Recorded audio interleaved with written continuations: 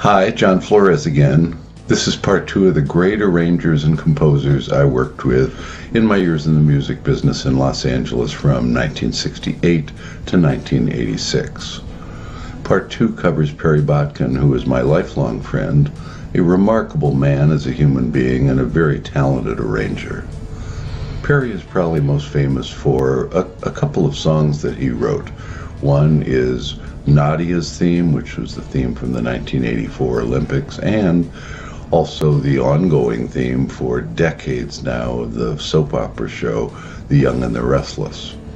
Perry, when he retired, could probably live off just his Young and the Restless composer's royalties for this long. Oh my goodness gracious, that's a long period of time to be receiving royalties. The other song was called Bless the Beasts and the Children, and it was from a movie where I believe he won an Academy Award nomination. If not just nomination, perhaps Academy Award for it. I just don't remember. But those songs are probably what he's best known for.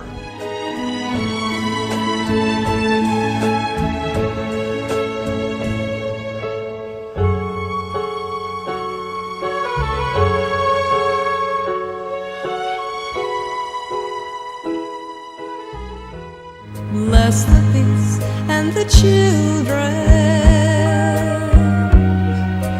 for the world can never be the world In my life, when Ray Cork left and kind of went on his own way, and I went mine, even though we did a couple of things later on, I needed somebody to replace him. So I heard this amazing cut on Mark Lindsay's Arizona, and Perry Botkin did the fabulous strings and brass on that. Here's just a brief clip. Arizona, take off your rainbow shades. Arizona, have another look at the world.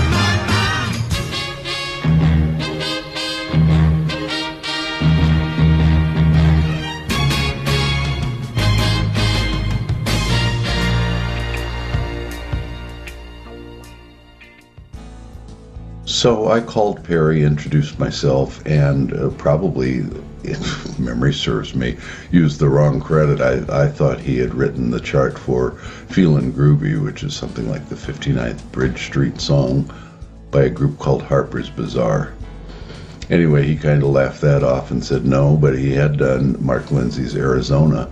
And I said, well, I need some help on a second album for Willie Hutch. We're going to take Willie from R&B, where Willie wrote all those charts, to very pop, like Sam Cooke on steroids. So Perry came in and arranged almost the whole album and did just a wonderful job. Here are a couple excerpts of that. Let this be the season.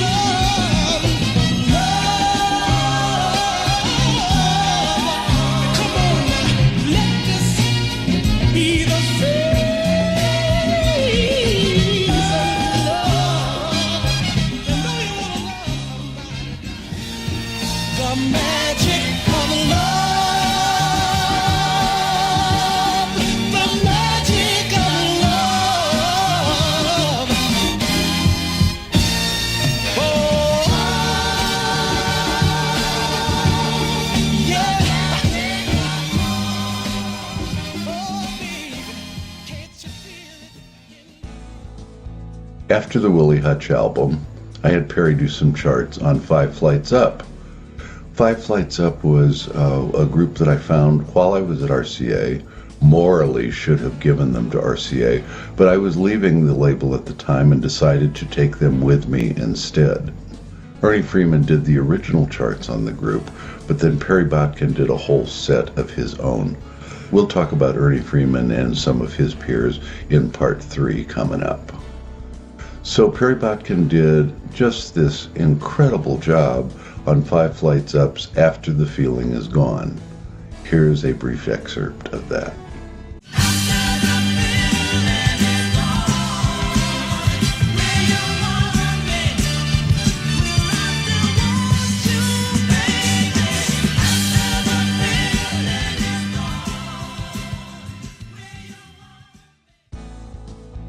After the Feeling Is Gone is one of 3 cuts that Steve Wax, former head of promotion for Bell Records, said that he really regrets not being able to promote properly. And I regret it too, because I think it's just a high energy, wonderful follow-up to Do What You Want to Do, which was Five Flights Up's first release and was a hit record. Now, the great part of the story in terms of my early relationship with Perry is that I made a terrible error. I told a friend who was a studio musician that I thought Perry had kind of, quote, phoned in some of the work that he did on our Five Flights Up project. That's gossip. That is something you should never do. Never tell anybody that you're dissatisfied with them. Well, by doing it through the grapevine, you do it directly. Well, my phone rings at home, and it's Perry Botkin saying, "John, did you tell someone that I had phoned in some of those charts?" And I said, "Oh my, Perry, yes I did. And I'm so sorry. I know that was wrong. It will never happen again." And it didn't. I learned my lesson well. But then he said, "John, here's what we can do. Before we actually enter the studio with my charts, why don't you come over to my house?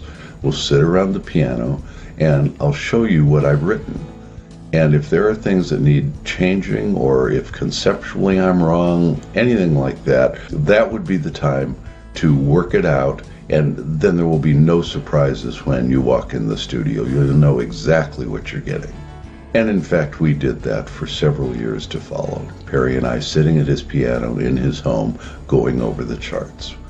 As a producer, when I was new and young like this, I just felt that I was responsible for finding a great group or act, finding excellent songs by the top writers, hiring the musicians, hiring the studio, getting the right engineer, getting the sounds right, and then the arranger took all credit for the concept of how that song and performance was going to play out once you added an orchestra to it.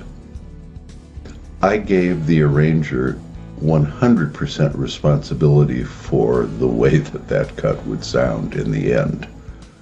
Boy, did I learn my lesson. So down the line, I had much more say into how I felt things should lean. And by actually sitting with all the arrangers, composers, after Perry taught me the lesson of sitting with them before we went into the studio, things turned out a whole bunch better. So from a producer who gave total authority to arrangers to one who co-created the arrangements with the arranger, that was the transition that I made.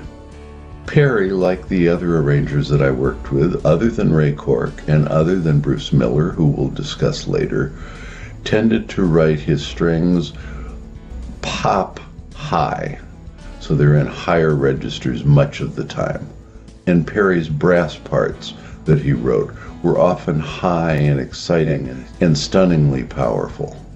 Just like he did with Mark Lindsay's Arizona cut that I had admired so much in the beginning.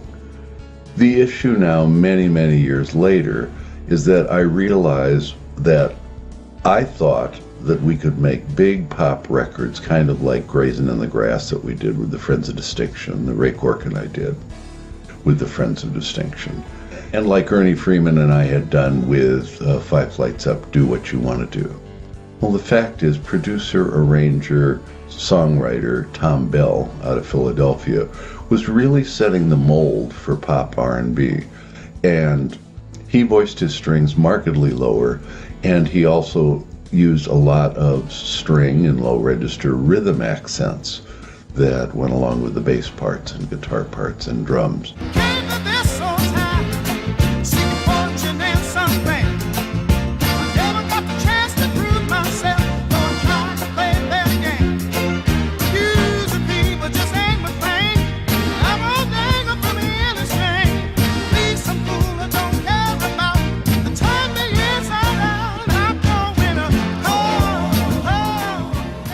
So had I known then what I know now, I would have asked all of my composers to take it down an octave or two, take down the strings an octave or two. And brass concentrate more on lower range brass. That is something that Darnell and I began doing by the time that we were toward the end of our working relationship. We started doing some of that. But I didn't know it then. Had I done that and voiced everything lower, things would have been more R&B, radio R&B compatible than these big pop, what would you call them? Pop soul, but Mark Lindsay style pop orchestrations that made it harder for black radio to play my productions and my artists' work. So in retrospect, that was a mistake, but on the other hand, they had created a style that was just wonderful and very listenable.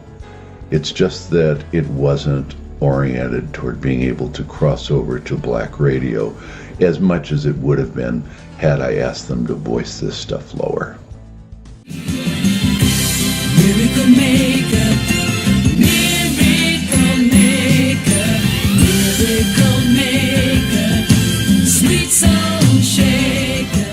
Lord, let me hear when it's my time to hear all the truth, all the time, all the way. Everywhere I go, there are people that'll show you a plan about man and today.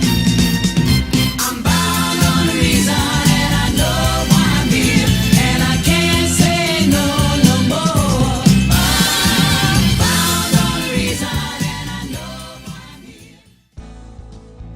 Okay, to totally wrap things up with Perry's and my relationship, I remember Perry pulling me aside and we went to Casa Vega for Mexican food in Studio City.